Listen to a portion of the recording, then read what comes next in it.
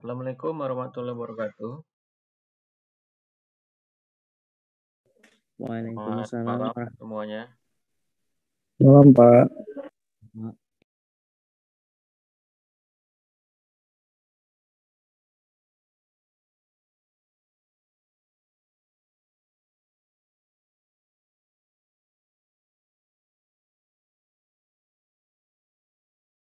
PowerPoint-nya bisa terlihat dan terbaca. Bisa Pak. Oke, baik. Nah, materi kita pembahasannya tentang peleburan logam non-ferrous ya. Di mana logam non-ferrous ini logam bukan besi ya. Logam yang tidak mengandung unsur besi. Nah, jadi logam non-ferrous ini murni kebanyakan tidak digunakan begitu saja ya.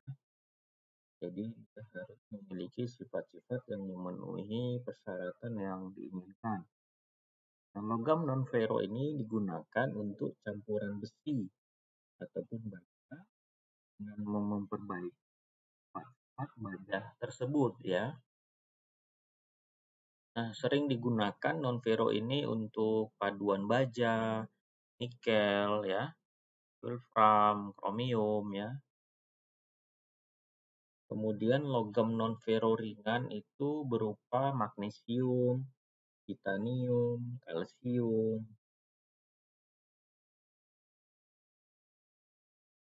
Kemudian sifat logam bukan besi itu sifatnya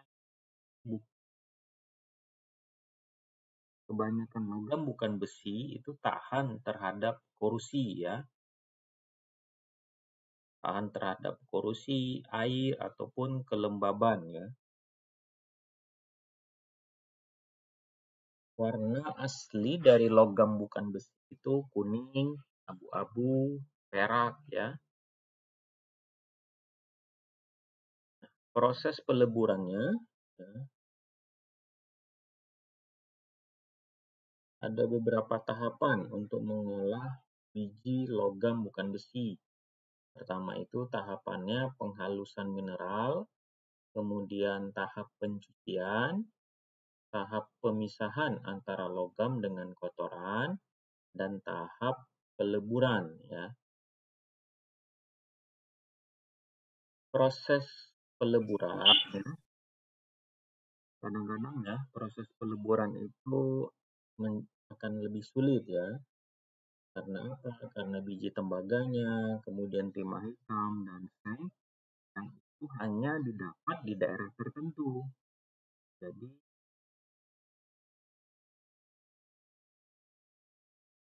bahkan ya di dalam suatu hanya lebih dari 20 jenis biji logam bukan besi ya. Kemudian dapur peleburan ya, ini digunakan untuk melebur logam bukan besi. Biasanya dari jenis reverberasi ya. Kemudian penambahan flux itu bertujuan untuk mengurangi oksidasi.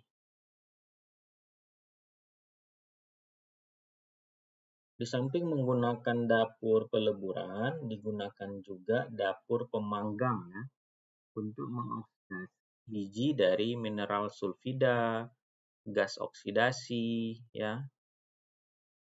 Nah, dapur pemanggang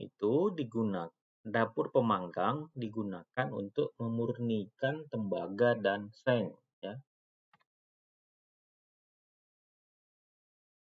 Nah, untuk kita memperoleh aluminium murni itu biasa kita gunakan proses Bayen. Bayen prosesnya itu bak halus dan kecil dimasukkan ke dapur, diolah dengan NaOH yang dilabeli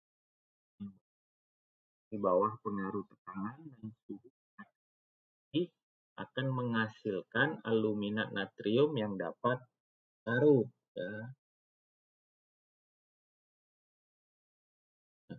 Proses Bayen ini melalui proses elektrolisa ya. Aluminanya akan berubah menjadi oksigen dan logam aluminium ya. Proses elektrolisa itu alumina murni dilarutkan pada cairan kriolit ya, di mana di dalam dapur elektrolit itu besar ya, disebut sel reduksi ya.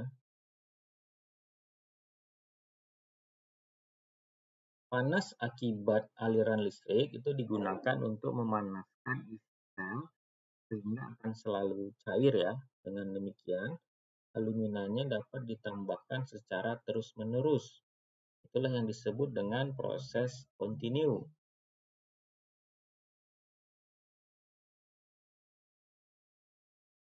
Jadi panduan aluminium ya diklasifikasikan dalam berbagai standar oleh berbagai negara.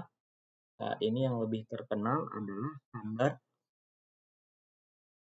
Aluminium Associates di Amerika ya, didasarkan atas standar terdahulunya itu Aluminium Company of America ya.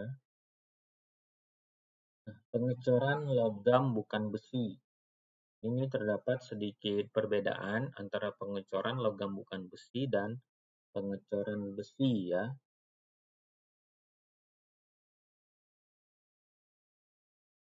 Pasir yang kita gunakan itu biasanya lebih halus sebab dari benda kerja yang akan dicetak ya. Umumnya lebih kecil dan selalu permukaannya rata ya yang kita inginkan. Untuk pengecoran besinya, maka syarat pasir cetaknya itu harus tahan panas ya. Nah, kalau pada logam bukan besi tidak perlu terlalu tahan panas ya, sebab suhu pengecorannya itu lebih rendah ya.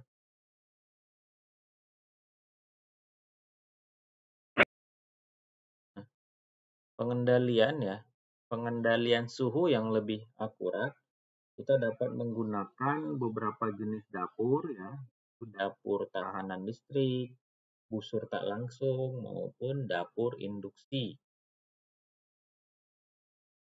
Menggunakan dapur listrik itu biasa untuk tujuannya penelitian ataupun untuk suatu instalasi yang berkapasitas relatif tidak besar ya.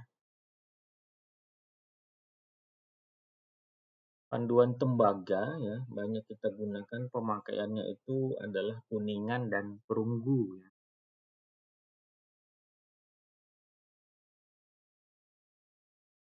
Kuningan merupakan paduan tembaga dan seng dengan kadar sengnya itu bervariasi antara 10 sampai dengan 40%. Sifat-sifat mekanis paduan dan keuletannya itu akan meningkat seiring dengan meningkatnya persentase seng ya.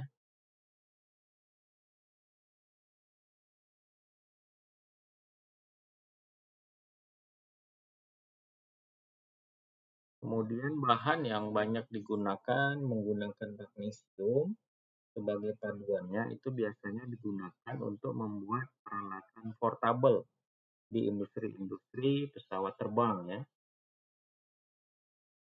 Baik, demikian materi yang bisa disampaikan. Sampai sini ada yang mau ditanyakan atau ada yang memberi pendapat tanggapan, dipersilahkan. Atau sudah paham?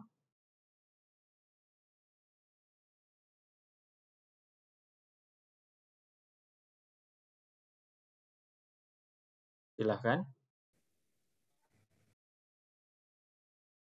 Cukup? Cukup Pak, sudah paham Pak. Oke, baik ya. Terima kasih kalau begitu atas waktunya. Ya.